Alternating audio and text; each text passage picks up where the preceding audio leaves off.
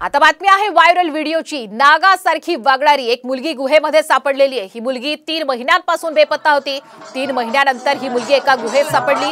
गुहेमध्ये ती सापासारखी सरपटत आणि जीभ बाहेर काढत होती। तिला बघताच लोकांनी तिची पूजा करायला सुरुवात केली। विशेष म्हणजे उत्तर भारतीयांचा श्रावण महिना हा सुरू आहे आणि त्यामध्ये 3 महिन्यांपासून बेपत्ता असलेली तरुणी अशा प्रकारे गुहेत सापडल्यामुळे लोकांनी तिची पूजा करायला सुरुवात केली आहे। झारखंडमधल्या राणीडीह धाम मधल्या एका गुहेमध्ये हा सगळा प्रकार घडलेला आहे आणि आता हा व्हिडिओ समोर आलाय।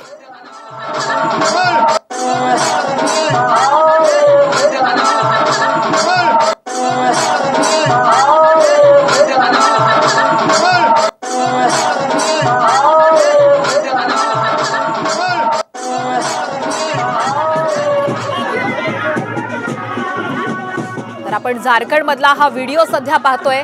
या व्हिडिओची सर्वत्र चर्चा होतीये। ही मुलगी 3 महिन्यापासून बेपत्ता होती आणि त्यानंतर ही एका गुहेमध्ये सापडली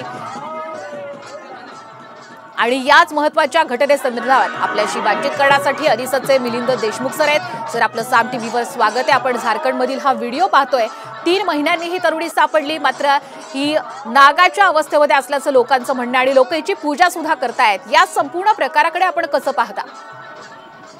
खरं तर आपल्याकडे नाग ह्या प्राण्याविषयी इतक्या भयंकर अंधश्रद्धा आहे आणि बऱ्याच ठिकाणी त्याची पूजा केली जाते आणि आता श्रावण महिना येणार आहे, लवकरच नागपंचमी पण येणार आहे आणि अशा पद्धतीचं एक नवीन बुवाबाजी तिथं सुरू होईल अशी शक्यता वाटते आहे। ज्या पद्धतीने ही मुलगी 3 महिने जर बेपत्ता होती तर पोलीस स्टेशनला नक्की त्यांनी तक्रार केली असणार आणि जर ती सापडली तर पोलिसांनी पहिल्यांदा तिला ताब्यात घेऊन 3 महिने कुठं होती याचा तपास करायला पाहिजे। खरी गोष्ट ही आहे, पण तिला वाजत गाजत त्यांनी घरी नेली अशी पण बातमीमध्ये उल्लेख होता।